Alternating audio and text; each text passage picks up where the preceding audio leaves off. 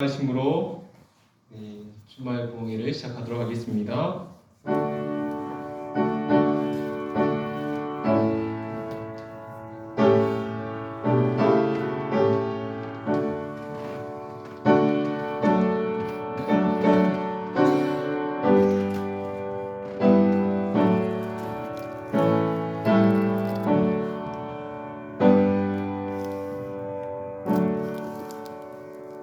시작하는 찬미 367장 보시겠습니다. 이 찬양을 부르신 후에 김용환 장로님 기도 인도해 주시겠습니다.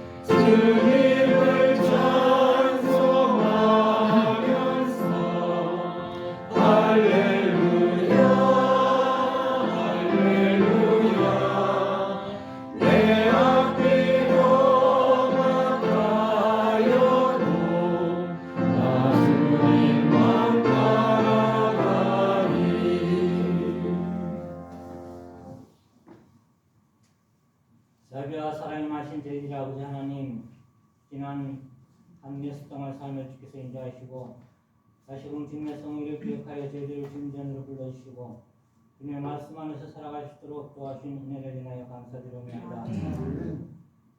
이번 주에 주께서 저희들을 사랑해 주셔서 주님의 귀한 종 변영기 목사님 모시고 주말 부흥회로 모일 수 있도록 도와주셔서 감사합니다. 주님 목사님에게 주님의 한량없는 은혜와 축복이 함께 하시고 그 나타내는 그 모든 말씀이 듣는 모두가 은혜 나누고 주님께 영광 돌릴 수 있는 귀한 시간 될 수 있도록 도와주옵소서. 참으로 이 땅은 전쟁과 재난을 위해서 많은 사람들이 목숨을 잃고 고통 가운데 처해 있습니다.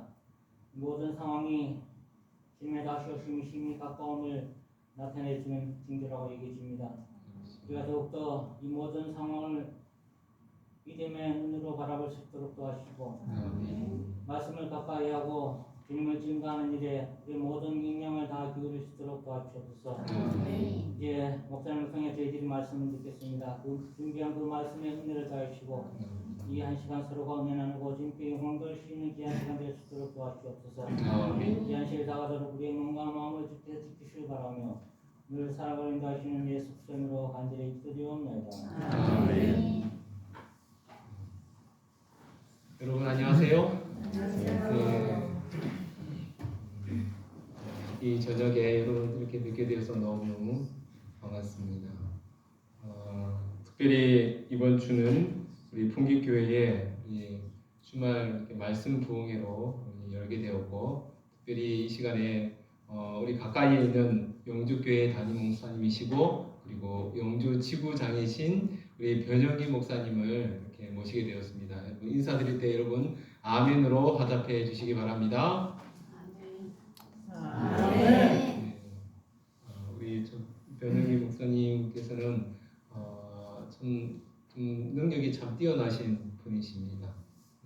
특별히 또 우리 목회자들 가운데서도 이 컴퓨터를 아주 잘 다루시고 또 여기에 관련되어서 목회자들에게 유익이 될 만한 것들을 항상 이렇게 올려주셔가지고 우리들이 지금 많은 어떤 본이 되어 보이시는 그런 목사님이시기도 합니다. 그리고 저도 역시 이제 PMM으로 이렇게 활동을 했지만 제가 거기 PMM으로 활동하는 시기에 같은 거의 시기에 우리 변영기 목사님께서도 중국에서 이렇게 선교 활동을 해 오셨습니다.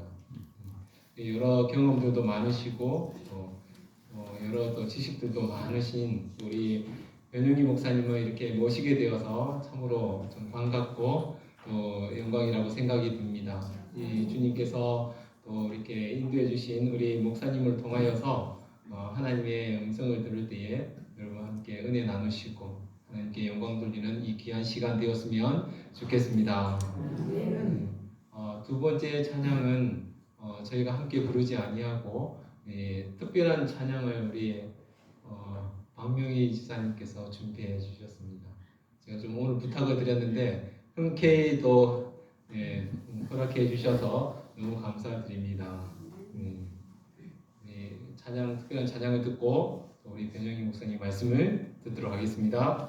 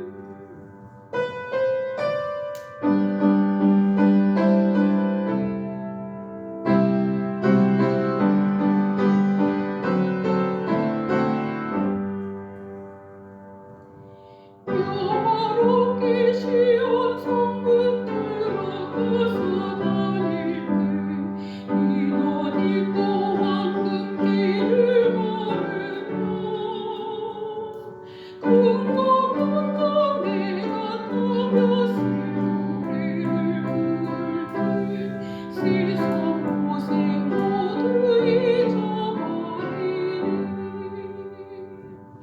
나의 주를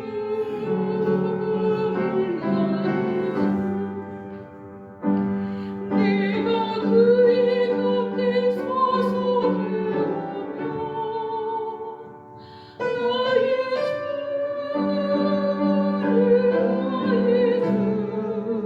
나의 손에 못 잡을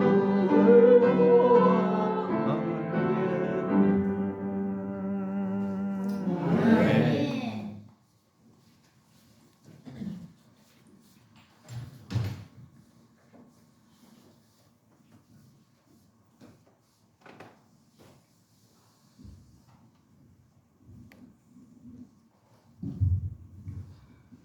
여러분 안녕하십니까? 예, 이 귀한 잔치 자리에 초대해 주신 우리 하나님과 우리 또 풍기교회에 감사를 드립니다. 제가 참 존경하고 좋아하는 목사님이 우리 풍기교회에 세 분이나 계십니다. 우리 김 목사님, 또 강 목사님, 또 이 목사님, 정말 귀한 목사님들을 모시고 사시는 여러분들 얼마나 행복하십니까? 예, 변변찮은 변목사지만 이번에 아마 새로 발령왔다고 가까운 이웃 교회에 초청해 주셔서 더욱 감사합니다. 예, 말씀으로 은혜 받으면 좋겠습니다. 여러분 성경에 1, 2, 3 이런 소리 들어보셨어요? 못 들어보셨죠? 아마 좀 모르리라 생각합니다. 이것은 여러분들이 아마 교회 평생 다녀도 못 들어보셨을 거예요. 왜 그런가 하면 이걸 제가 만들어냈거든요. 그러니까 아마 다른 분들 교회 오래 다녀도 들어보지 못했을 거예요. 자, 여러분 믿음이 정말 강건하게 자르려고 하면 어떻게 될까요? 믿음이 강건하게 자르려고 하면 어떻게 하면 되겠습니까? 예? 많이 먹어야 됩니다. 많이 먹어야 된다. 예, 참 좋은 생각입니다. 그렇죠? 많이 잡수셔야 된다. 또요.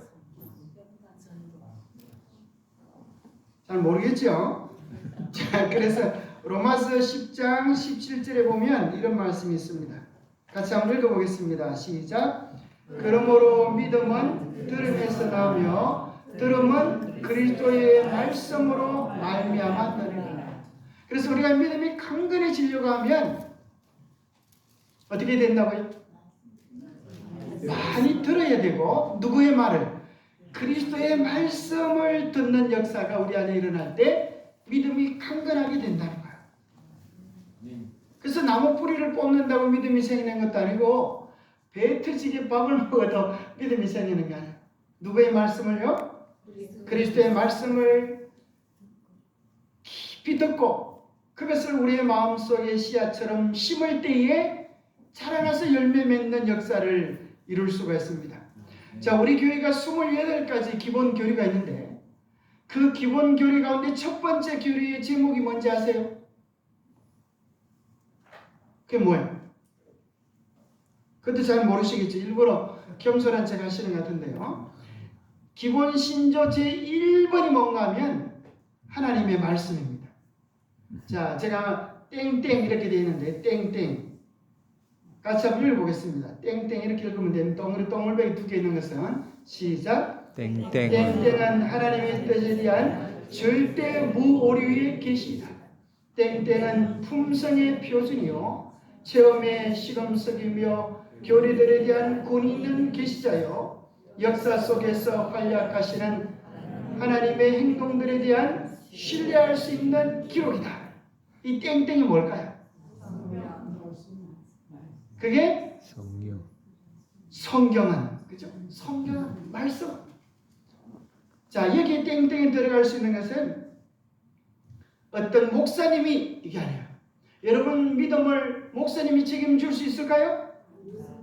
죄송하지만 아무리 좋은 목사님이라 할지라도 몇 년 있다가 갑니다. 그죠? 여러분 보따리 싸서 따라갈 수도 없어요. 여러분 신앙을 책임질 수 있는 게 장로님도 아니고 집사님도 아니고 아마 여러분의 남편도 아닙니다. 오직 무엇만이요? 하나님의 말씀만이 절대 무오류에 계십니까?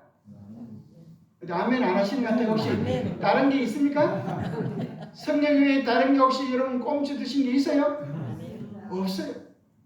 그래서 우리가 예배의 시간에 참여한다고 하는 것은 하나님의 말씀을 잘 풀어서 말씀을 나로 하여금 깨닫게 한다는 것입니다. 이 세상에는 수많은 교회, 수많은 목사님들이 하시는 일을, 가장 중요한 일을 딱 한마디로 말하면 뭐 하는 거예요? 말씀을 풀어서 우리에게 깨달아 알 수 있도록 도와주시는 것입니다. 그래서 우리가 바른 말씀의 기초 위에 설 때 우리가 요동하지 않게 되어져요. 우리가 구원받는 성도, 거듭난 성도가 뭔가? 여러분 이렇게 말하죠. 당신 거듭났습니까? 여러분 거듭났습니까? 네. 자꾸 물어싸는 여러분이 곤란해 하시는 것 같아가지고. 자, 우리가 어떻게 거듭나는가? 베드로전서 1장 23절에 보니까 너희가 거듭난 것은 뭘로 말미암은 것이 아니라 썩어질 씨로 된 것이 아니요 썩지 아니할 씨로 된 것이니 살아있고 항상 있는 하나님의 말씀으로 되었나니라. 자, 여기 썩을 씨는 뭘까요? 썩을 씨는 뭘까요? 우리의 육신. 이게 썩을 몸뚱아리라는 거예요. 저는 성씨가 변가입니다. 변가. 그래서 어머니 저를 물컹하게 보는데 우리 집사람은 김씨입니다. 여러분 여기 보니까 김씨도 썩어질 씨고 박씨도 썩어질 씨고 소용이 없어요. 그렇습니까? 다 아담 족보로 오는 씨들은 다 무슨 씨예요? 썩어질 씨.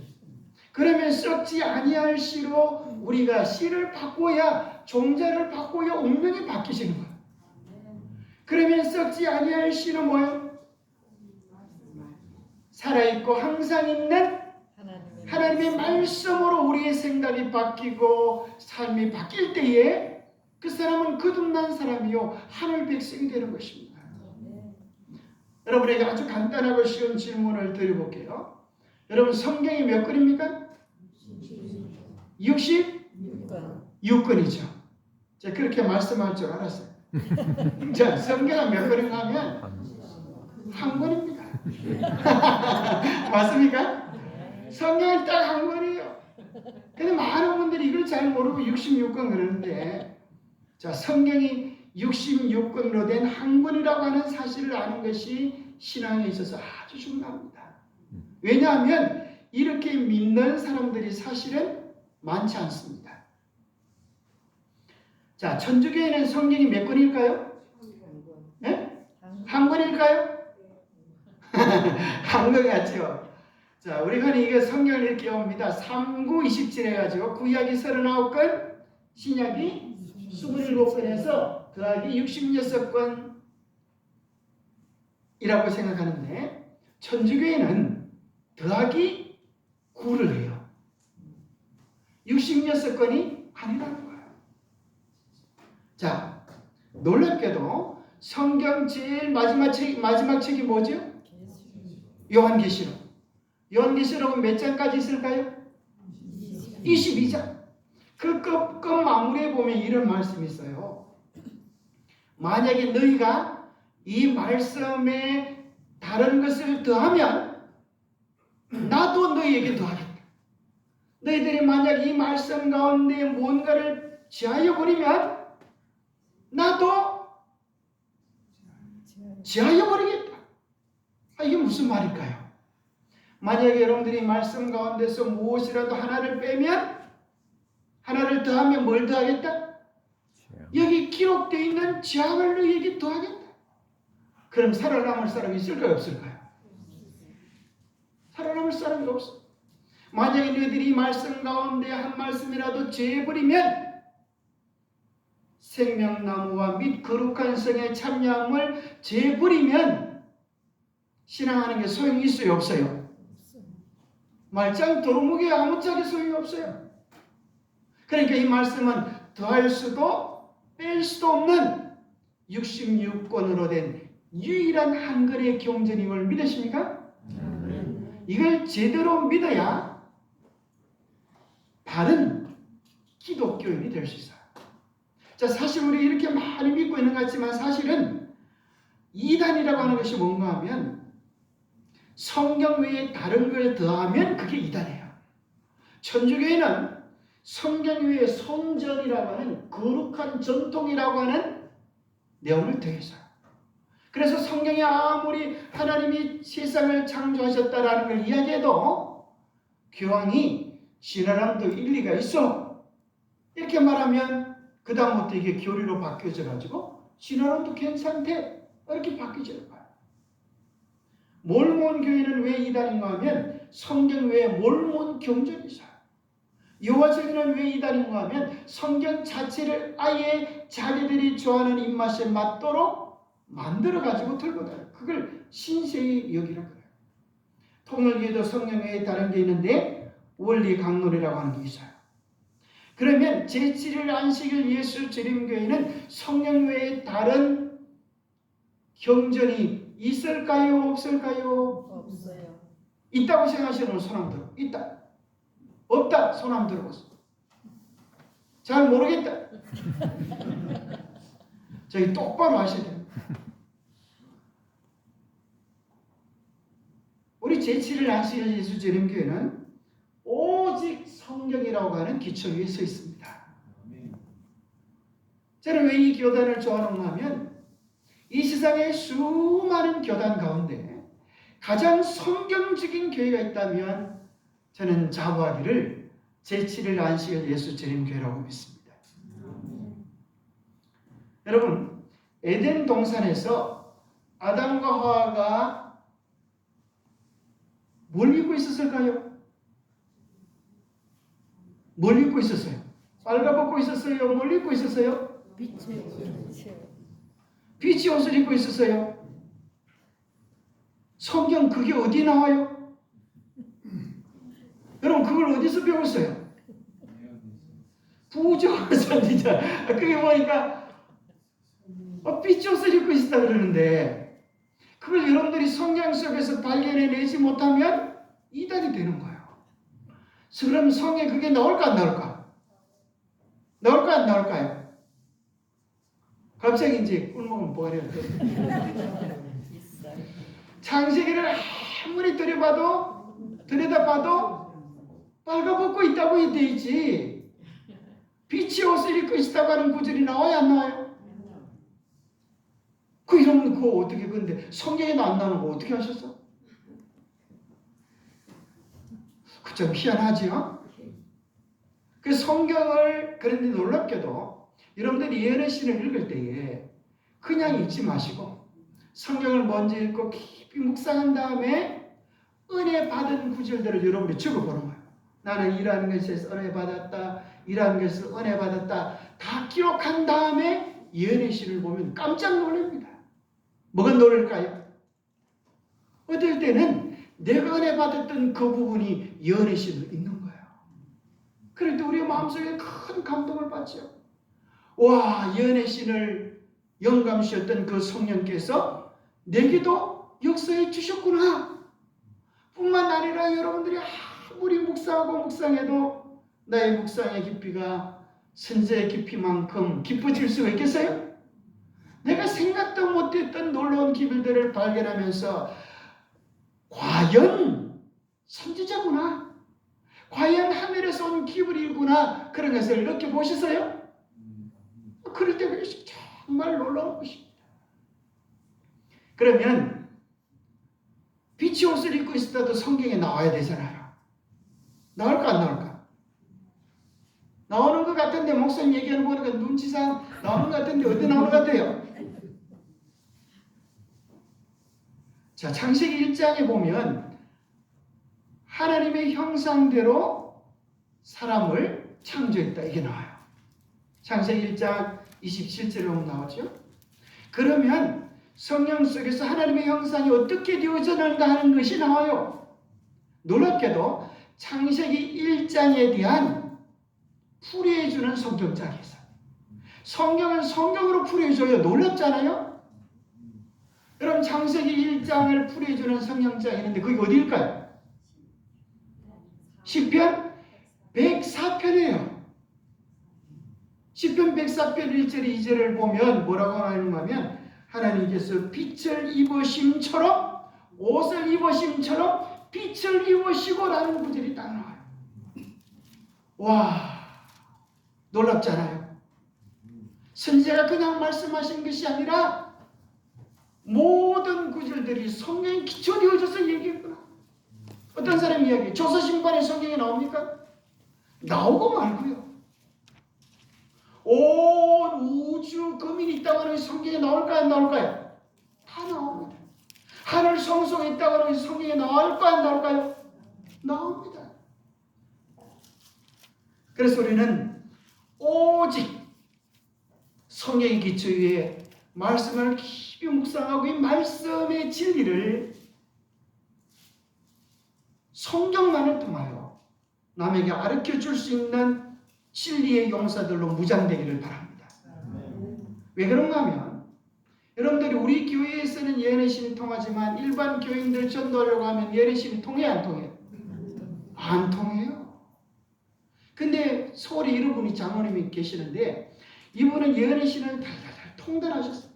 그 다음에 예언의 신을 가지고 전도하는 게 아니라 성경만을 가지고 예언의 신은 기별을 전가하니까 일반 장로교 목사님들이 깜짝 놀라요. 어떻게 이렇게 깊이 있게 성경을 하시냐고.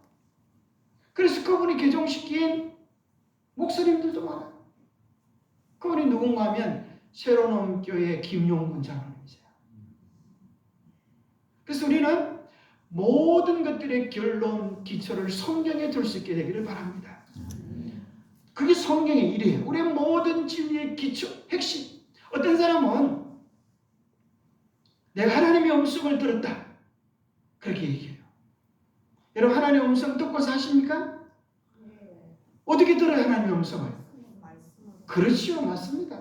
태초에 말씀이 계시니라. 이 말씀이 하나님과 함께 계셨으니 이 말씀이 곧 하나님이십니다. 우리가 성경을 펼 때 그냥 만화책 보듯이 텔레비 보듯이 보는 게 아니에요. 살아계신 하나님께서 나에게 주시는 개인적인 음성으로 이 말씀을 펼치고 듣게 되기를 바랍니다. 두 번째는 성경에 일하는 게 있어요. 성경은 두 부분으로 되어져 있어요. 뭐예요? 구약과 신약. 머리 아플 때는 구약, 배가 아프면 신약. 그 약이 아니고 이게 무슨 약자예요? 약속 약자예요. 약속. 자, 왜 하나님께서 구약과 신약을 둘로 딱 구분해 놓으셨나? 여기 점 하나가 있는데요. 한 개의 점을 지나가는 직선은 몇 개나 될까요? 몇 개나 될까요? 한번 꺼보세요. 무한대가 됩니다. 뭐 끊는 대로 다 돼요. 그런데 두 개의 점을 정확하게 지나가는 직선은 몇 개일까요? 딱 하나밖에 없습니다. 하나밖에 없어요.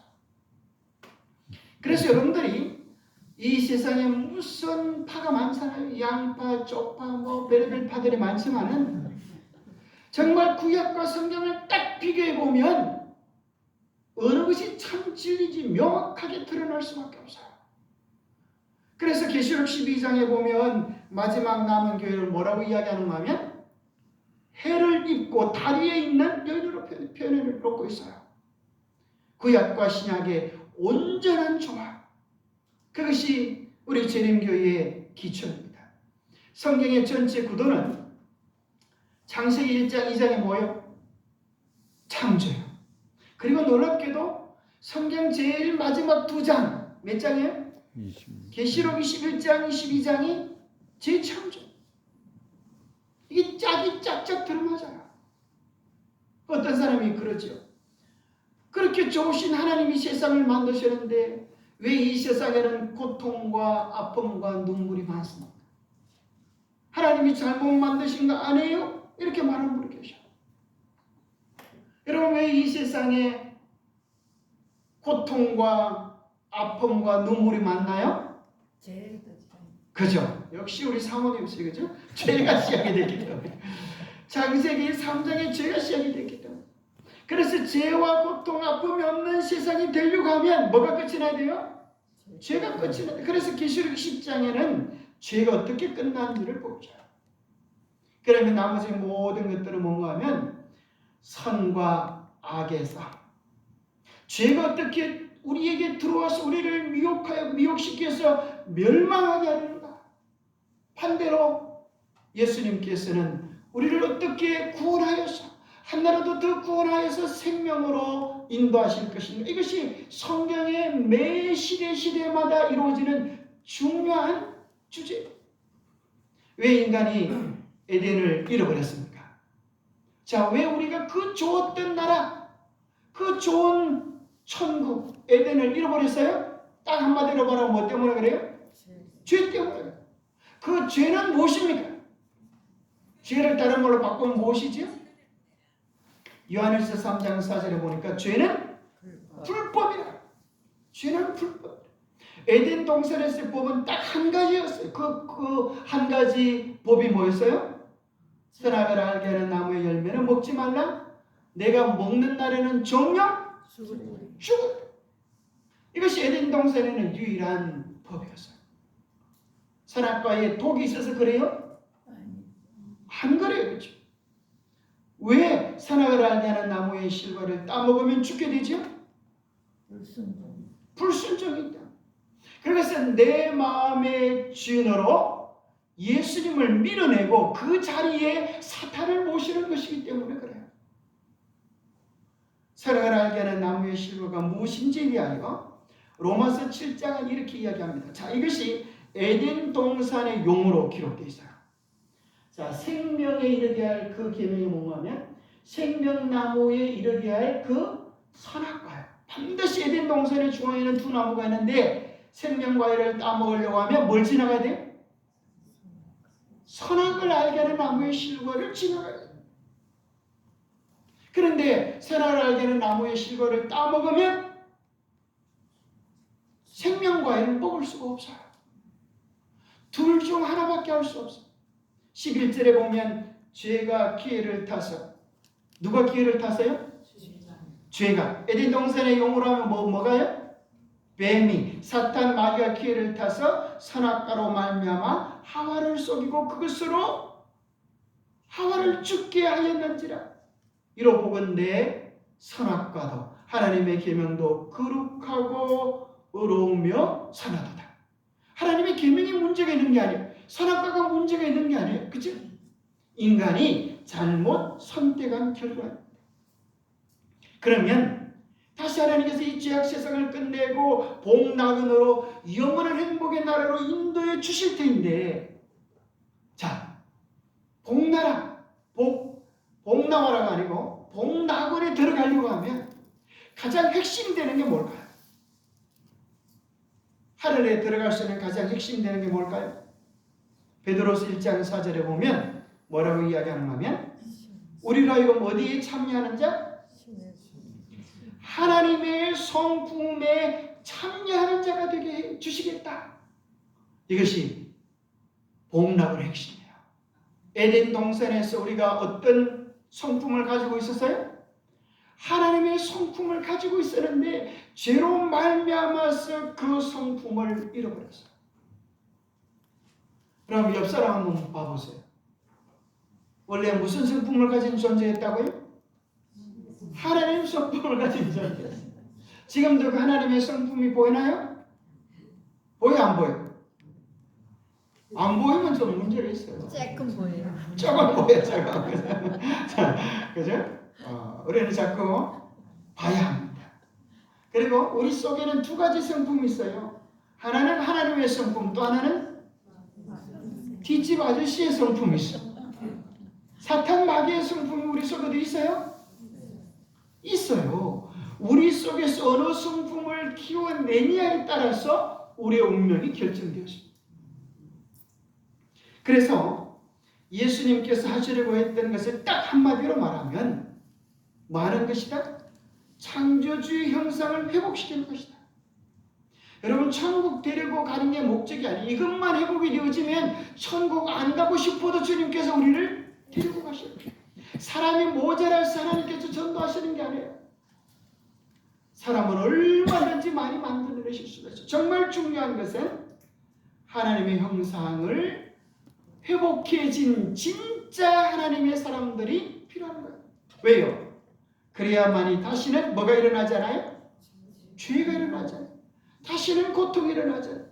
그래서 하나님의 형상을 온전히 회복하는 것, 이것이야말로 구속사입니다. 이것이야말로 교육사입니다. 이것이야말로 인생의 위대한 목적이다. 여러분, 이것이 우리의 생애의 목적이 되기를 바랍니다. 반대로 사탄은 뭐 하려고 할까요? 하나님의 형상 대신에 에베소서 6장 12절이라는 화이트부인의 주석을 보니까 사탄의 목표는 인간의 마음에다 그의 뭘 새기는 것이다? 품성을. 그게 뭐예요?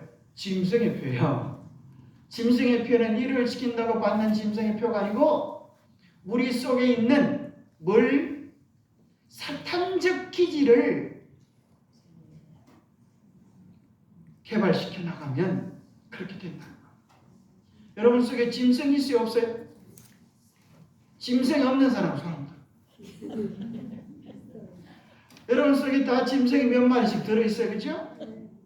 아주 살쾡이 같은 것도 들어있고 간사한 여우도 있고 무슨 호랭이도 들어있고 그죠?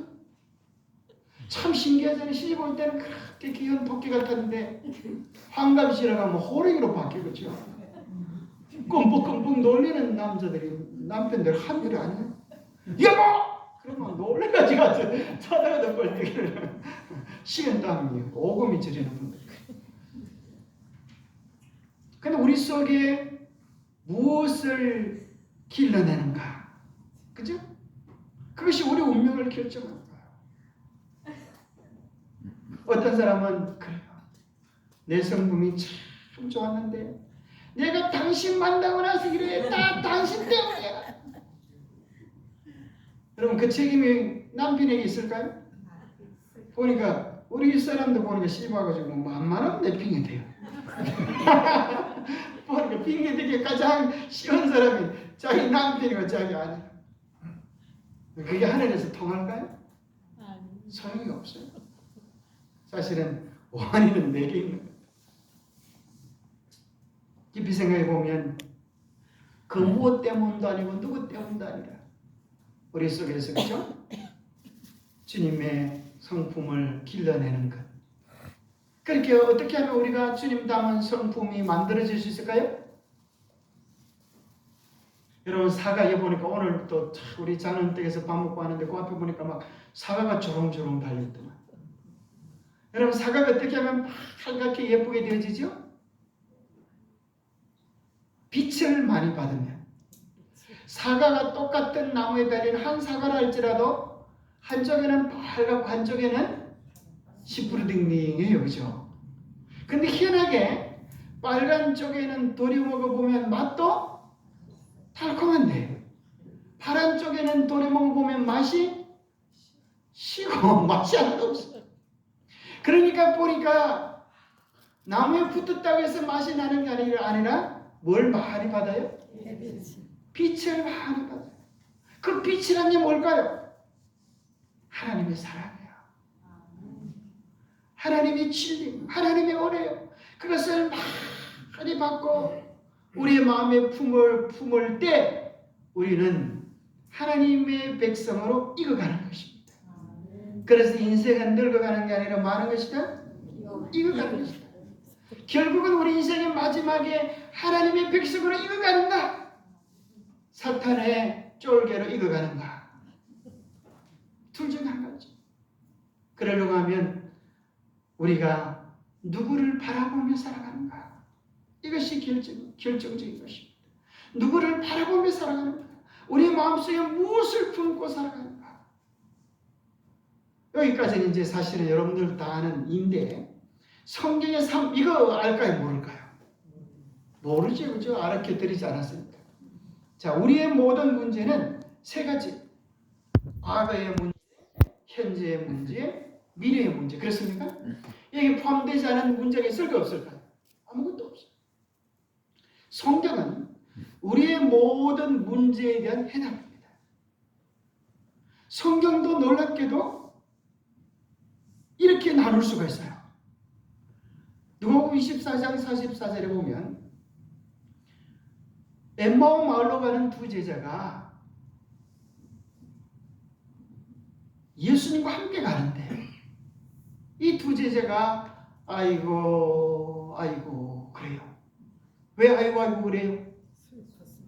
죽으셨다는 거예요. 누가요? 예수님이 지금 어디 계신데? 바로 옆에 계신데 뻔히 눈 뜨고 계신데 죽었다는 거예요. 기가 차잖아요. 여러분이 멀쩡히 살았는데 누가 죽었다 그러면 어떻게 했어요? 여러분 같으면 어떻게 하겠어요? 한번 저 같으면 야 이놈들아 날 좀 봐라. 눈을 똑띠 뜨고 날 좀 봐라 이렇게 하실 텐데 예수님 그렇게 하셨어요? 안 하셨어요? 어떻게 하셨어요? 어떻게 하셨어요? 이걸 하셨어요. 모세의 율법과 선지자의 글과 시편의 나를 가리켜 기록된 모든 것이 이루어져야 하리라 한 말이 이것이다. 성경을 풀어가지고 이 모든 예언들이 예수 그리스도에게 적용되어졌다고 하는 사실을 풀어주셨어요. 근데 재미있게도 예수님께서 성경을 뭐라고 표현하시는가 하면 세 가지로 이야기하세요. 첫 번째는 뭐예요? 모세 율법. 두 번째는 선지자의 글. 세 번째는 시편. 그래서 성경은 놀랍게도 세 가지로 기록이 되는데 우리의 과거에 대한 것을 뭐라고 과거, 현재, 미래가 있는데 과거에 대한 기록, 우리의 모든 인류의 과거에 대한 기록, 가장 완벽한 과거에 대한 기록, 그걸 뭐라 그럴까요? 역사라고 해요. 역사서라고 해요. 우리가 현재 체험하는 것을 뭐라 그러냐면 체험서. 그러면 미래에 일어날 일들을 기록한 책을 무슨 책이라 그럴까요?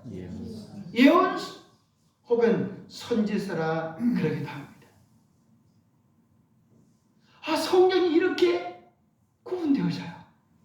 그러면 구약 성경 가운데 역사서는 어디서부터 어디까지일까요? 물어보면 또 꿀먹은 것처럼 조용하셔. 지사님 어디서부터 어디까지요? 창세기부터 머리 끝까지? 자, 이게 참 신기하게도 여러분 이것만 알면 성경이 이제 보이기 시작해요.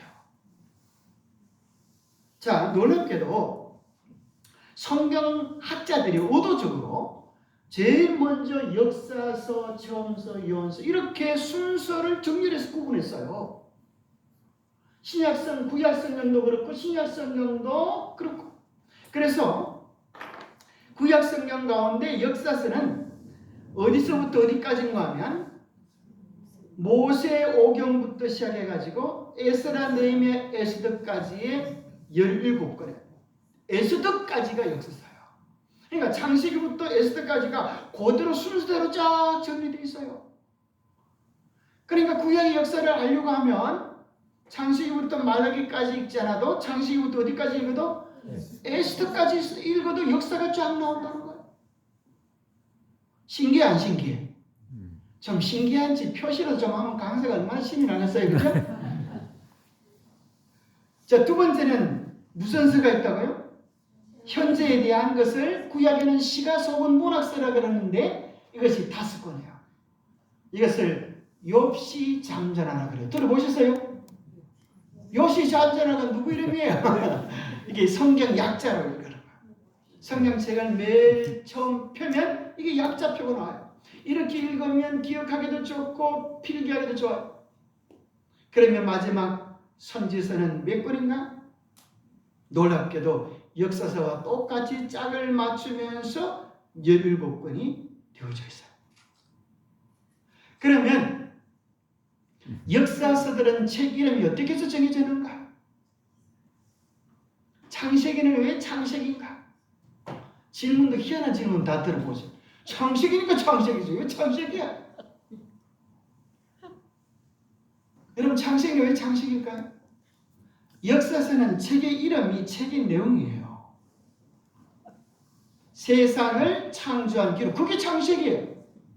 출애굽기는 출애굽한 역사적인 기록, 레위기는 레위 지파들이 무슨 일을 했는가에 대한 기록, 민수기는 백성들의 숫자를 헤아린 기록.